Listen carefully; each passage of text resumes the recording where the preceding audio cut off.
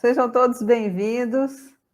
Nós estamos aqui, eu, Anelisa Ribeiro, no Cefet, Giana Alzamora, da UFMG, né? Giane, Ana, queridas amigas, colegas, eu sou a Carla Coscarelli, sou professora da Faculdade de Letras da UFMG, e nós vamos aqui conversar, fazer uma prosa, né, gente, sobre tecnologias e linguagens na educação.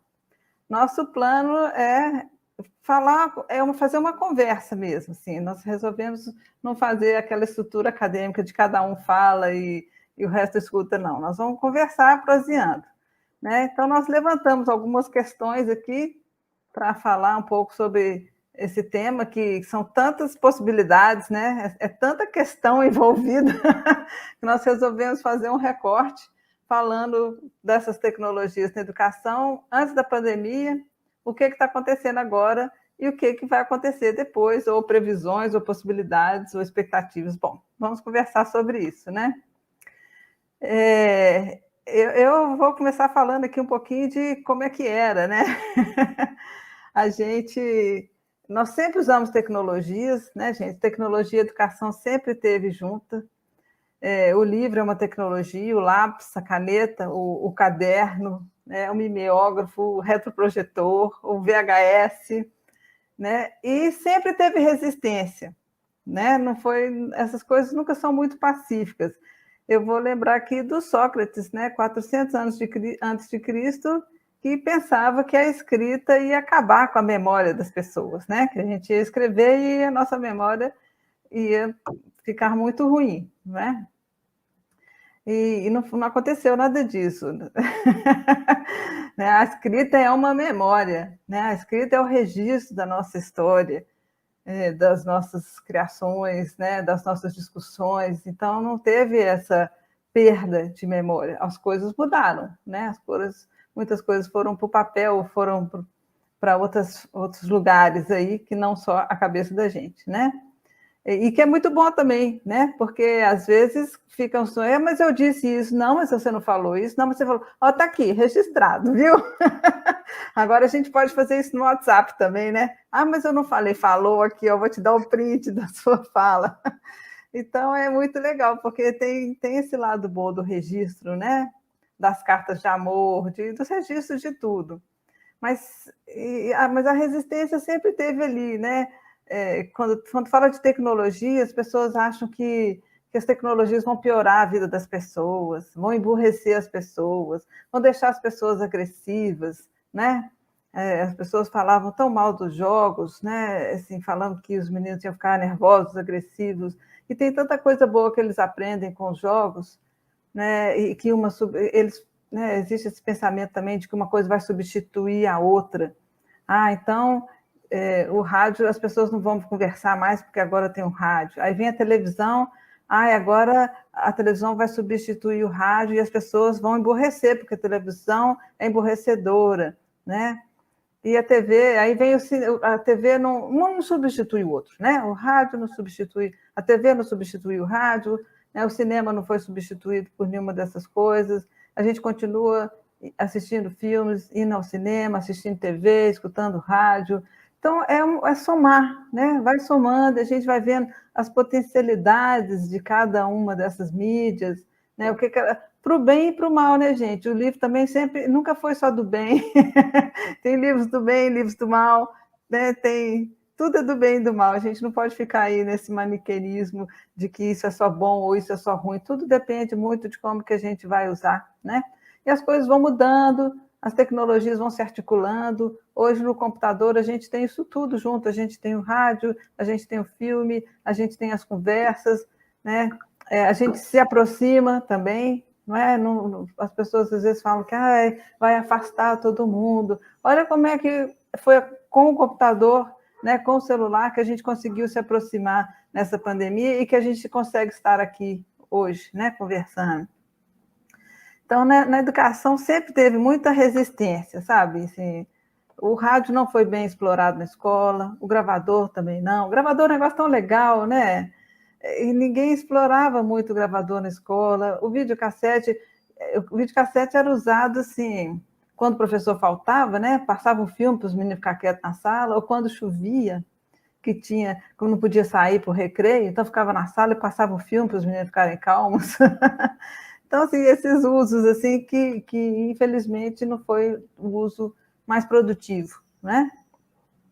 Então, assim, as tecnologias, ela pede uma mudança, né? Quando a gente pensa em trazer a tecnologia, uma tecnologia digital ou não digital para a sala de aula, para a educação, ela sempre pede uma mudança, né? Na forma de fazer, pede uma mudança nos equipamentos, e essas duas coisas são muito complicadas. Primeiro, porque a gente é muito preso num conteúdo escolar, num jeito de fazer a escola, né? Numa estrutura de sala de aula, tudo muito tradicional, uma abordagem assim, muito da transmissão do conhecimento, né? Tem que ter um conhecimento para transmitir, né? Então, nem sempre a gente teve equipamento. As nossas escolas nem sempre foram equipadas o suficiente para a gente poder fazer, né, gravar um programa de rádio ou fazer uma filmagem, não é? A gente nunca teve muitos esses equipamentos, né? O que é o básico, né? Para a gente usar a tecnologia, os eletrônicos, os digitais na sala de aula, né? E a pandemia deixou isso super claro, né? De que a gente não tem essa estrutura. A gente já sabia, mas agora a coisa ficou mais transparente. E aí, meninas, o que vocês me dizem aí? Deixa eu parar de falar um pouco. Eu lembrei, enquanto você falava do... Não só o povo falar mal, né, demoniza algumas tecnologias, mas eu pensei também nos quadrinhos, que também passaram por isso, até chegar no livro didático, chegar na sala de aula, teve muito problema, né? Quadrinho não ensina a ler, quadrinho emburrece, quadrinho prejudica a linguagem, e até que hoje tem tirinha, tem quadrinho em tudo quanto é livro didático, é uma iniciação interessante, importante, e com os textos, com a abordagem multimodal das coisas, ficou mais importante ainda. O Cebolinha, né? Os meninos iam falar errado, igual o Cebolinha. Eu queria retomar isso que a Carla falou sobre a escrita é uma forma de tecnologia, né? Então, existe, de fato, um preconceito contra as tecnologias, mas o que as escolas fazem é ensinar uma tecnologia, né? Tudo que a gente aprende é por meio de uma tecnologia.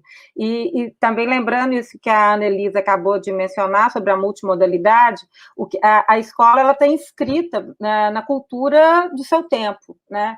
E muito provavelmente a gente acaba fazendo uso cotidianamente daquilo que é próprio das nossas interações cotidianas. Eu não consigo imaginar um adolescente hoje sem uma cultura multimodal. Então, quando a escola não se abre para aquilo que é próprio do que as pessoas fazem fora da sala de aula, quem se torna anacrônica é a escola, né?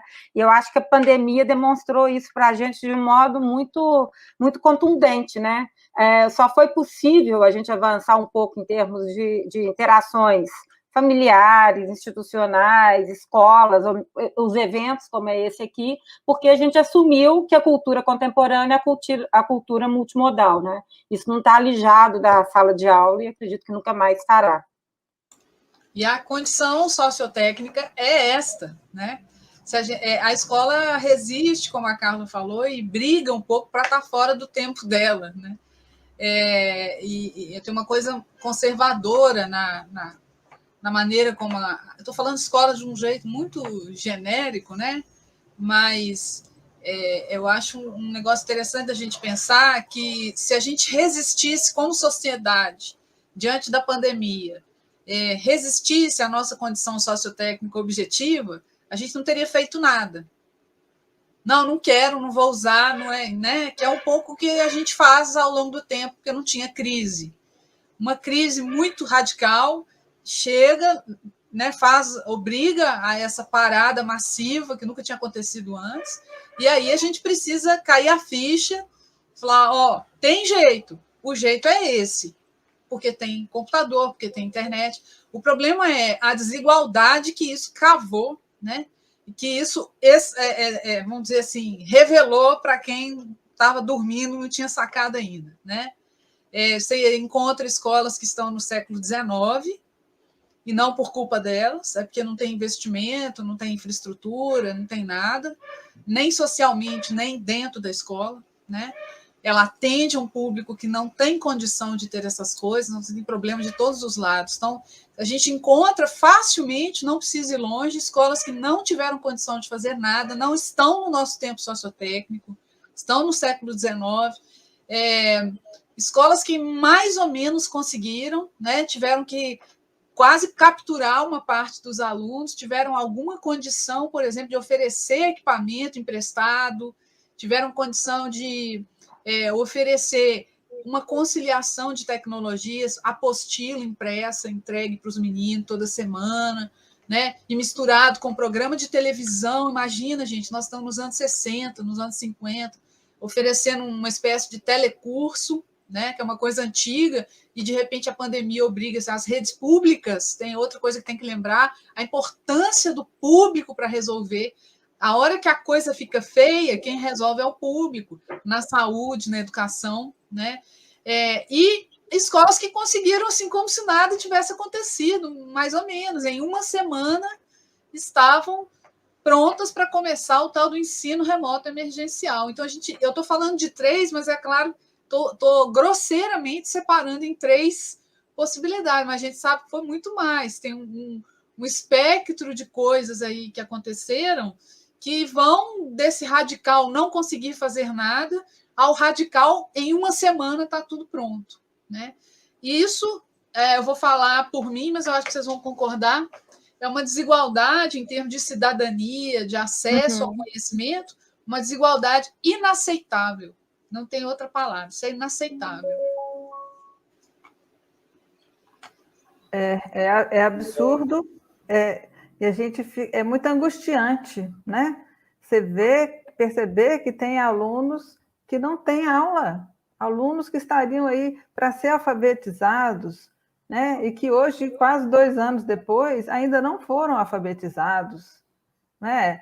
Isso é muito cruel. Alunos que estariam aí na beira de fazer o Enem e que parou tudo. E como é que ele vai se sentir com o mínimo de preparo psicológico, né, preparo de educacional, assim, né, de conteúdos e de saberes, para poder fazer o Enem? Como é que eu vou competir? Eu que fiquei aqui 1 ano e meio praticamente sem aula, vou competir com o outro lá que teve as aulas dele normalmente, praticamente, né? Assim, é muito injusto, é muito ruim, é muito triste, né?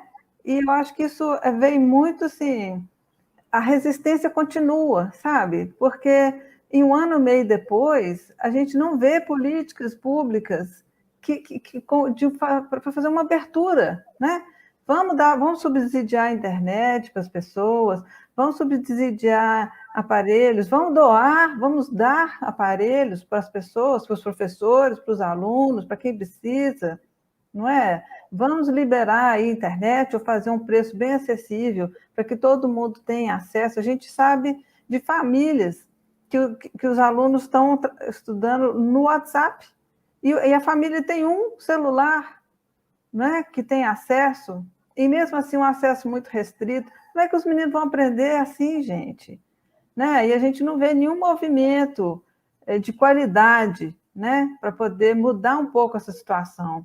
Ou seja, a resistência continua, a exclusão continua, né? E eu não vejo perspectiva assim, de que isso vai mudar. Assim, né? O que a gente tem visto os professores narrando não é que eles não querem fazer, né? Eles estão cheios de ideias, estão cheios de possibilidades, mas os alunos eles não chegam nos alunos. Aí o máximo que eles conseguem é dar uma apostila impressa, que o pai vai lá na escola, né, os pais vão na escola e buscam, e levam para os meninos, mas não tem o diálogo, não tem a interação, que é a parte mais importante da educação, né? É muito pesado isso, gente. Muito difícil. E para entrar, né, na pandemia, então tem essa desigualdade que ficou escancarada muito rápido, né? A possibilidade de fazer, de assumir, e mesmo com também uma questão de formação muito evidente, né? Quase ninguém, professores, né? Quase ninguém tinha formação para tomar essa atitude, assim, tinha que aprender, e de fato as pessoas aprenderam. Eu acho isso muito importante. Não é um olhar de poliana. Já falaram comigo, você fica tentando tirar a coisa boa de pedra, coisa boa do ruim. Não não estou fazendo, não faz meu tipo fazer dar essa visada assim, não. Eu acho muito objetivo que em 1 ano e meio as pessoas tenham aprendido coisas. É claro que aprenderam. Eu acho que a gente precisa tomar cuidado para ter um olhar pesquisador sobre isso, né? Olhar para isso, dizer o que aconteceu nesse tempo todo que foi aprendizado, que foi importante, que pode se converter em alguma coisa boa para o futuro, né? Algum tipo de conciliação tecnológica, algum movimento importante que se faça para essa infraestrutura aparecer. Acho que a gente vai ter respostas. Outro dia alguém estava dizendo, eu escutei já gente dizendo que odeia tecnologia, que na hora que a pandemia acabar nunca mais quer olhar, né? Acho uma tremenda besteira fazer isso, é uma resistência pura, né? Assim, e já vi o contrário, gente dizendo que lamenta que vai ter que abandonar porque não vai encontrar condições. A gente sabe que vai voltar para uma sala de aula em que não aconteceu nenhuma grande mudança nesse tempo todo lá, fisicamente, né?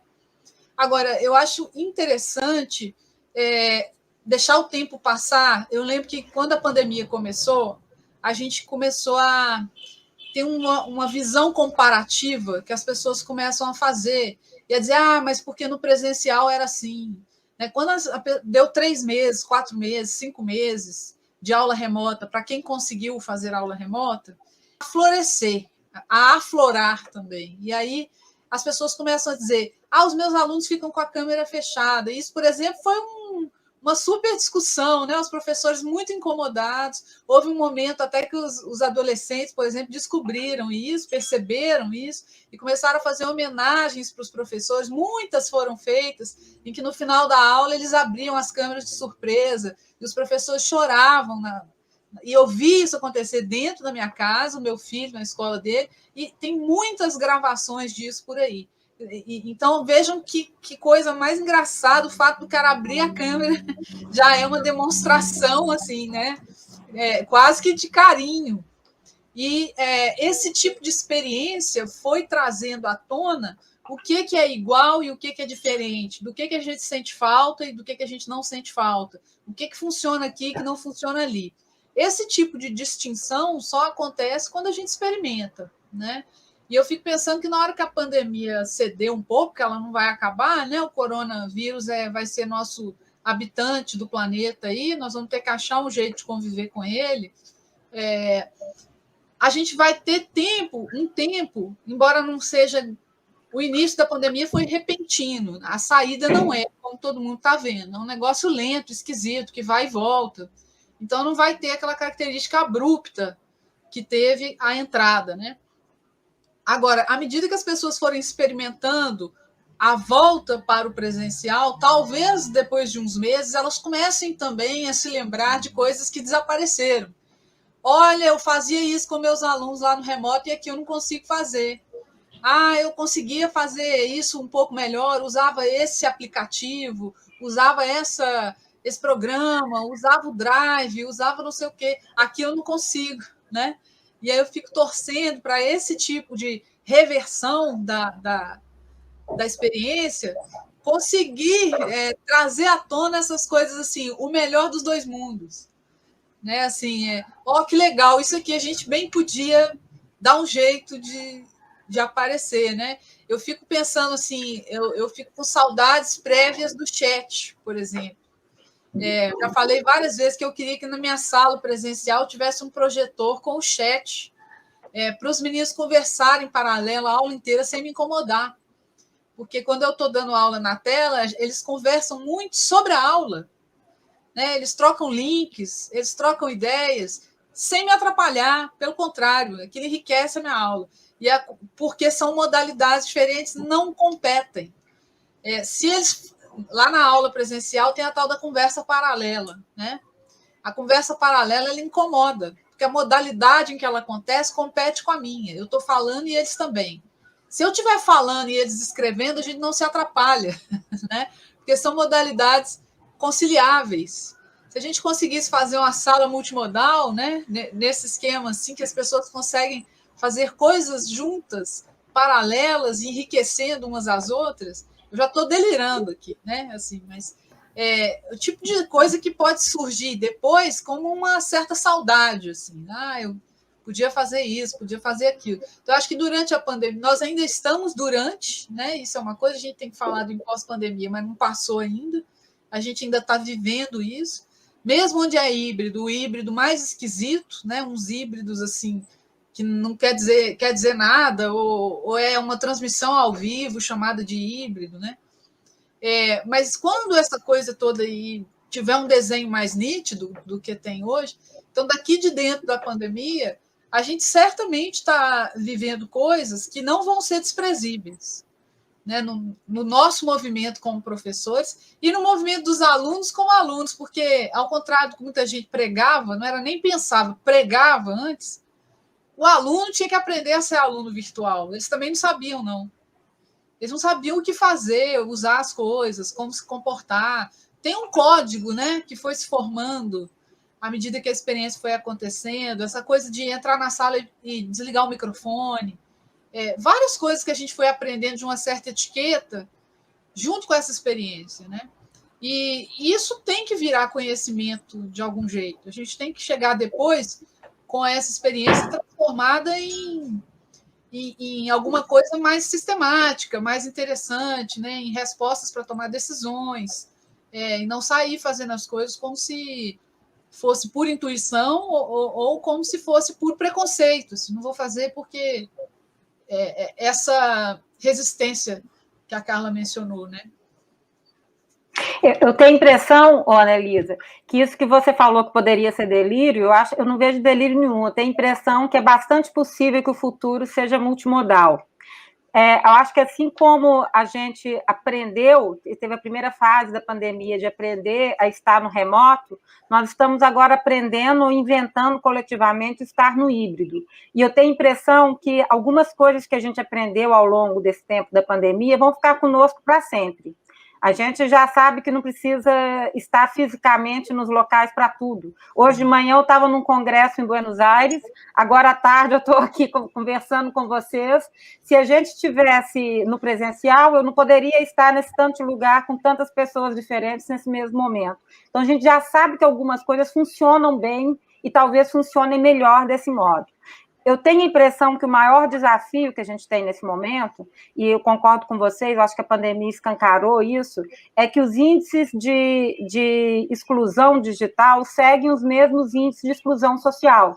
Então, assim como houve um tempo que a gente precisou brigar por uma política pública que fosse luz para todos, né, em todos os rincões do Brasil, eu acho que agora a gente precisa brigar por uma política pública que seja internet para todos, internet de boa qualidade para todos. Isso é condição da cidadania contemporânea. Né? A gente observou isso claramente nas condições de uma escola particular e de uma escola pública, né? Como é que isso varia de um contexto para outro. A outra coisa, no que se refere talvez à dimensão material disso, né? Dos equipamentos, a gente tem que lembrar que há uns 40 anos atrás era alguma coisa... que era um poder de capital ter um telefone fixo em casa. Meu pai morreu há 30 anos, outro dia eu fui ler o inventário dele, ele deixava um telefone fixo entre os bens dele, era um bem que você passava de herança, um telefone fixo. Né? Então, esses equipamentos têm que começar a ficar compatíveis com a forma de comunicação contemporânea. Né? Isso também é política pública, depende de subsídio, depende do entendimento do que é necessário. Do meu ponto de vista, essa escola pós-pandemia que nós estamos inventando nesse momento, né, é uma escola que necessariamente vai lidar com as formas de tecnologia da contemporaneidade, se professores e estudantes tiverem acesso a esse mundo multimodal. Né? Então, cada vez mais, eu acho que cabe a nós alguma coisa que a gente já vinha fazendo antes, até em parceria com a Carla, a gente já tentou fazer algumas coisas nesse sentido, que é investir em formas de educação que utilizem características multimodais, mas online e offline. Né? Então, algumas coisas que você pode baixar pelo computador a um preço razoável, que uma escola possa utilizar, distribuir em larga escala.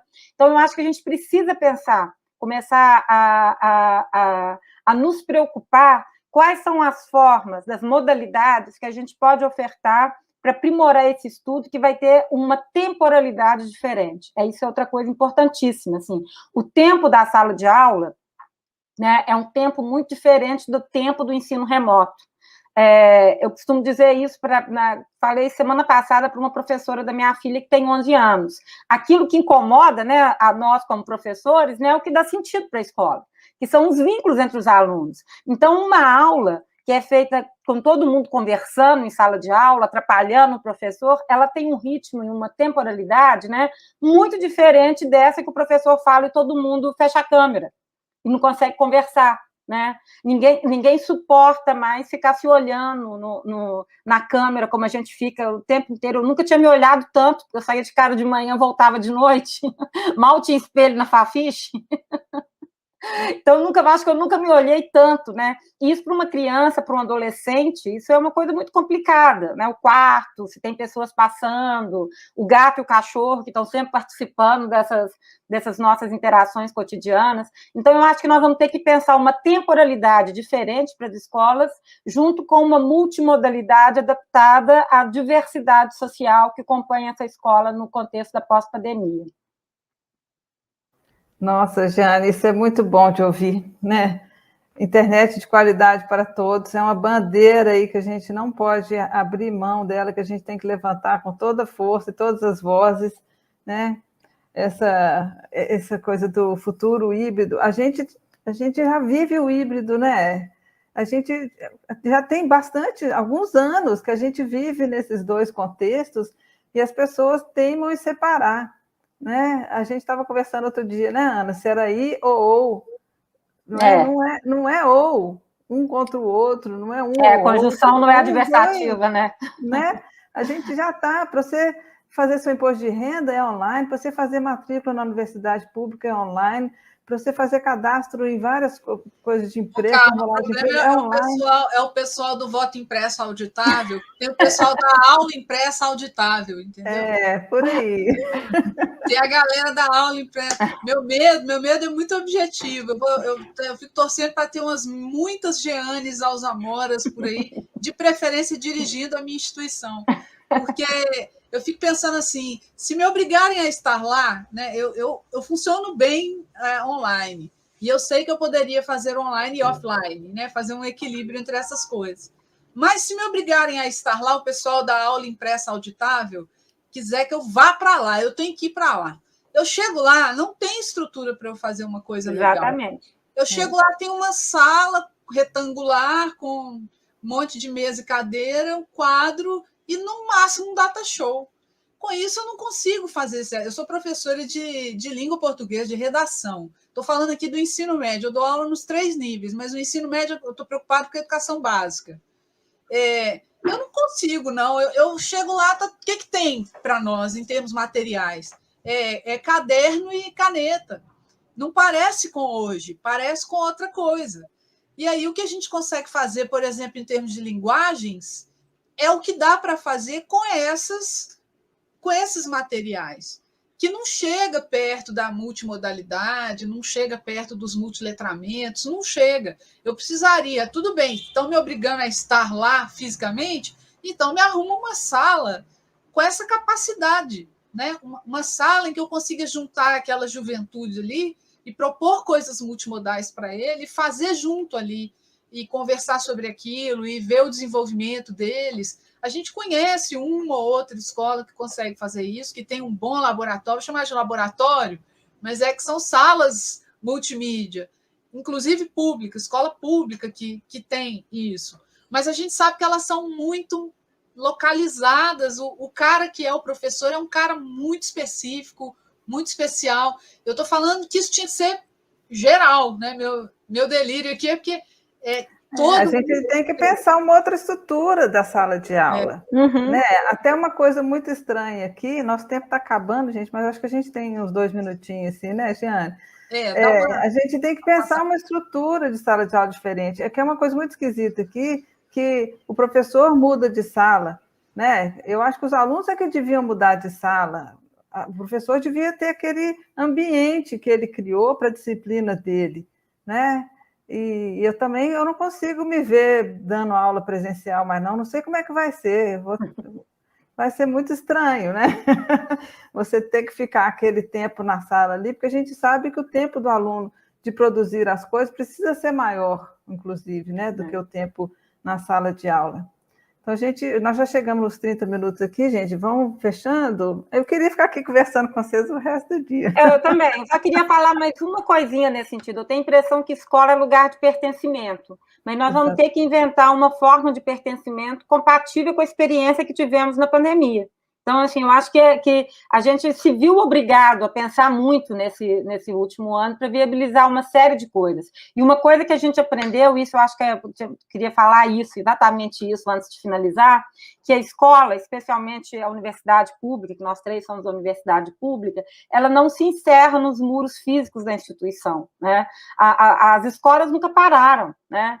A universidade nunca parou, e a gente construiu outros modos, né? A universidade entra nas casas, entra no ônibus onde os alunos estão, né? Então é um outro jeito. Eu já estava dando aula, uma aluna ligou a câmera, ela estava no ônibus para me avisar por que ela ia desligar. Eu falei assim, não, pode desligar, eu vou dar aula só para você, né? Para o ônibus inteiro, não. Então, assim, a gente começa a estar num outro contexto de sala de aula. Então, isso que eu acho que é o mais rico, e é provavelmente isso que vai ser desafiador para a gente no próximo ano, quando a gente vai estar nesse momento de reticências, nem cá, nem lá, cada vez mais. É isso mesmo, né? Aproveitar o bom de cada um. Tomara que essa pandemia tenha servido para abrir um pouco a cabeça das pessoas, para que outras possibilidades, né, de trabalho, de aprendizagem, são possíveis, e continua aí a bandeirinha levantada, a internet para todos. E para ser política pública, como a gente sabe, tem um movimento aí de internet para as escolas que está sendo recusado, né? Não vou citar nomes, mas brigando para não dar a internet, é completamente na contramão, né? Mesmo depois de um momento como esse. E eu acho que a gente tem que ser um pacto de maioria, né? Tem que ser um pacto coletivo. Vai sempre ter uma minoria da aula impressa auditável, mas tem que ter uma coisa grande, né? As pessoas se movimentarem nessa direção. Porque é legal quando tem 1, 2, 3, mas tem que ser semeado, né? E até virar uma política pública, fazer esse caminho de entendimento que isso é uma coisa importante para o Brasil, para a educação, para a gente virar essa página aí. É isso, meninas. Adorei estar aqui com vocês. Uma pena que o nosso tempo terminou. Obrigada, Jeane. Obrigada, Ana. Que delícia, que delícia. Muito bom conversar com você. Espero que quem estiver aí nos assistindo esteja gostando também, né? A gente vai estar para conversar na hora, né? Aqui o negócio é multimodal. Aí esquenta.